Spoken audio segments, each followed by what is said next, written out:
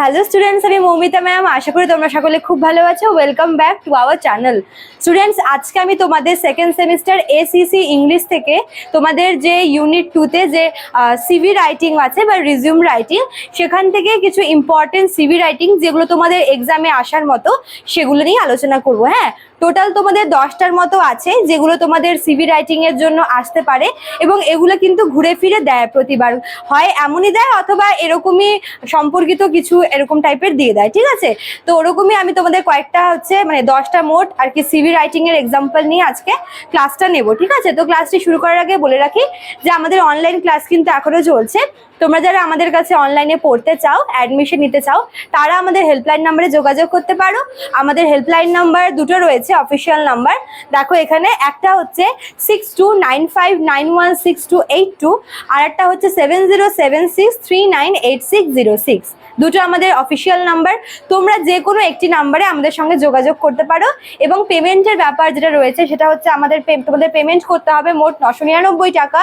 এটা তোমাদের এককালীন পেমেন্ট, এবং তোমরা কিন্তু পুরো মানে সবগুলো নোটস কিন্তু তোমরা পেয়ে যাচ্ছ। ঠিক আছে, তোমরা যারা এখন অ্যাডমিশন নেবে তোমাদের এই অ্যামাউন্টটাই পে করতে হবে, এবং তোমরা লাস্ট 6 মাসের নোটস কিন্তু একবারেই পেয়ে যাবে। ঠিক আছে, চলো দেরি না করে শুরু করে দিই টপিকটা। দেখো, তোমাদের সিভি রাইটিং থেকে তোমাদের আমি টোটাল 10টার মতো রেখেছি, যেগুলো আর কি তোমরা পরীক্ষার আগে অবশ্যই একবার হলেও দেখে যাবে। তোমাদের কিন্তু এগুলো হচ্ছে ইম্পর্টেন্ট, মানে এরকম টাইপেরই দেয়। ঠিক আছে, দেখো আমি না প্রথম মানে 1 নাম্বারটায় হচ্ছে একেবারে যাকে বলে ফুল সেন্টেন্সে লিখেছি, আর পরের গুলো শুধুমাত্র কোন পোস্টের জন্য ওটা লিখেছি। ঠিক আছে, তো আশা করি তোমাদের বুঝতে অসুবিধা হবে না। দেখো প্রথমে কি বলেছে, right or prepare a CV for the post of junior officer. Junior officer মানে তুমি মনে করো যে তুমি হচ্ছে জুনিয়র অফিসারের পোস্টের জন্য অ্যাপ্লাই করছো। সেক্ষেত্রে তোমাকে তোমার সিভিটা তোমার হচ্ছে সিভির মধ্যে কি কি থাকে, নিজেদের নাম, address, phone number, gender, mail ID, নিজের কোয়ালিফিকেশন, তারপর কম্পিউটারের সেন্স কতটা, দেন হচ্ছে তোমাদের এক্সট্রা যদি কোনো স্কিল থাকে সেগুলো, এই সমস্ত কিছু, তাই না? তো তোমাদের জুনিয়র অফিসারের ক্ষেত্রে মানে এটা তোমাদের আসে যে জুনিয়র অফিসারের পোস্টের জন্য একটা সিভি প্রিপেয়ার করতে হবে। ঠিক আছে, তোমরা দেখে যাবে এটা। তারপর দেখো 2 নম্বরে রয়েছে তোমাদের হচ্ছে পোস্ট মাস্টারের পোস্ট। ঠিক আছে, অর্থাৎ তোমাদের যে পোস্ট অফিসের যে পোস্ট মাস্টার রয়েছে সেই পোস্ট মাস্টারের পদের জন্য তোমরা হচ্ছে সিভিটা মানে সিভি প্রিপেয়ার করতে হবে। এটাও কিন্তু ইম্পর্টেন্ট। এখানে যে সমস্ত আর কি আমার মানে ডিটেলস দরকার, ঠিক আছে, কি কি মানে কোয়ালিফিকেশন, তারপর কম্পিউটার নলেজের সমস্ত কিছু কিন্তু দিতে হবে। ঠিক আছে, তো পোস্ট মাস্টার তোমাদের ইম্পর্টেন্ট আছে। তারপর দেখো 3 নম্বরে তোমাদের রয়েছে হচ্ছে কম্পিউটার অপারেটর। এটা ভীষণ ইম্পর্টেন্ট। কম্পিউটার অপারেটরের পোস্টের জন্য সিভি রাইটিং বা কম্পিউটার অপারেটর পোস্টের জন্য অ্যাপ্লিকেশন বলতে পারো। তো এটাও তোমাদের কিন্তু ইম্পর্টেন্ট রয়েছে। ঠিক আছে, তারপর দেখো 4 নম্বরে তোমাদের রয়েছে হচ্ছে অ্যাসিস্ট্যান্ট টিচার। এখানে তোমাদের বলতে পারে যে অ্যাসিস্ট্যান্ট টিচার অফ ইংলিশ বা বেঙ্গলি বা হিস্ট্রি, মানে যে কোনো সাবজেক্টের অ্যাসিস্ট্যান্ট টিচার।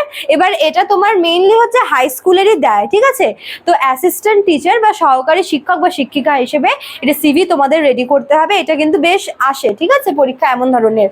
আচ্ছা, আবার এরকম দিতে পারে, মনে করো যে অ্যাসিস্ট্যান্ট টিচারের জায়গায় মনে করে দিল যে গেস্ট লেকচারার বা হচ্ছে তোমার হচ্ছে প্যারা টিচার। ঠিক আছে, এগুলো কিন্তু সেম ক্যাটাগরির মধ্যেই পড়ে। তো যখন এমন টাইপের দেবে তখন কিন্তু তোমরা এখানে যেমন আর কি লিখতে হবে টিচার হিসেবে জয়েন হওয়ার জন্য, সেখানেও তোমাদের কিন্তু মানে ওই প্যারা টিচার বলো বা গেস্ট লেকচারার বলো, সেম তোমাদের কিন্তু ডিটেলস ওখানে দিতে হবে। ঠিক আছে, আচ্ছা, তারপর দেখো সেলসম্যান।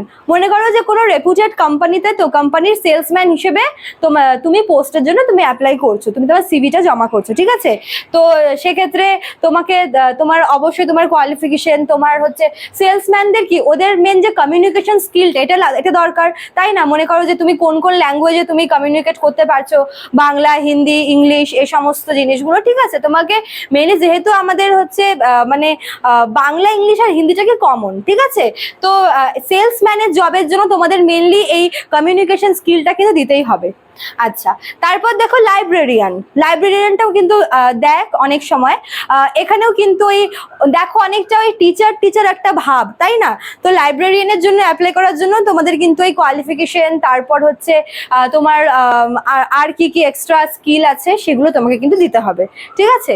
আচ্ছা, তারপরে দেখো 7 নম্বরে তোমার বলেছে হচ্ছে রিসেপশনিস্ট। এটা হয় তোমার দিতে পারে হসপিটালের রিসেপশনিস্ট, অথবা বলতে পারে যে হচ্ছে তোমার হোটেলের রিসেপশনিস্ট, ঠিক আছে? তো এভাবে তোমাদের দিতে পারে, তো তোমাদের সেমই লিখতে হবে। এবার দেখো যেরকম এখানেও কিন্তু তোমাদের কমিউনিকেশন স্কিলটা দিতে লাগবে, ঠিক আছে? সব জায়গায় যেরকম কমিউনিকেশন স্কিলটা কম্পালসারি না, কিন্তু কিছু কিছু পার্টিকুলার টপিক আছে, যেরকম সেলসম্যান বলো, রিসেপশনিস্ট বলো, এগুলো জায়গায় কি কমিউনিকেশন স্কিলটা কিন্তু তোমাদের দিতেই হবে সিভির মধ্যে, ঠিক আছে? আচ্ছা, তারপর দেখো 8 নম্বরে কি বলেছে, সরি, 8 নম্বরে তোরা বলেছে হচ্ছে অ্যাকাউন্টেন্ট, ঠিক আছে? অ্যাকাউন্টেন্টের বা যেটা হচ্ছে আমরা বাংলা হিসাব রক্ষক বলি, এখানেও তোমাদের হচ্ছে হিসাব রক্ষকের পোস্টের জন্য বা অ্যাকাউন্টেন্টের পোস্টের জন্য একটা সিভি তোমাদের রেডি করতে হবে, ঠিক আছে? তারপর দেখো তোমাদের 9 নম্বরে কি বলেছে, মেডিকেল রিপ্রেজেন্টেটিভ। এটাও তোমাদের যেহেতু মানে একটু মেডিকেল লাইনের, এখানেও তোমাদের কমিউনিকেশন স্কিলটা লাগবে, তারপর হচ্ছে তোমার আরো মানে এক্সট্রা কিছু নলেজ, তাই না? তোমার হচ্ছে কোয়ালিফিকেশন, এগুলো কিন্তু লাগবে, ঠিক আছে? মেডিকেল রিপ্রেজেন্টেটিভটা আমরা দেখি যে বেশিরভাগই হচ্ছে ছেলেরা এই সমস্ত জবগুলো করে, তাই না? তো ওই জন্য কি হয় যে মানে এই সমস্ত জবে ছেলেরা খুব বেশি আর কি সিভি জমা করে।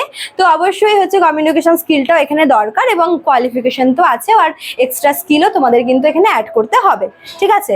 তারপর দেখো 10 নাম্বারটা, এই 10 নাম্বারটা যে আছে না, এটা তোমাদের মানে অনেকগুলো আমি এখানে লিখে দিয়েছি, মানে অবলিক দিয়ে লিখেছি এই কারণেই যে সবগুলোর ক্ষেত্রে একরকমই তোমাদের ডিটেলস হচ্ছে সিভিতে দিতে হবে, ঠিক আছে?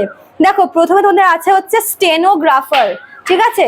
স্টেনোগ্রাফারটাও তোমাদের কিন্তু ইম্পর্টেন্ট দেয় এটা। তারপরে ক্লার্কেরও কিন্তু আমরা খুব দেখি যে ক্লার্কের পোস্টের জন্য অ্যাপ্লিকেশন, ঠিক আছে?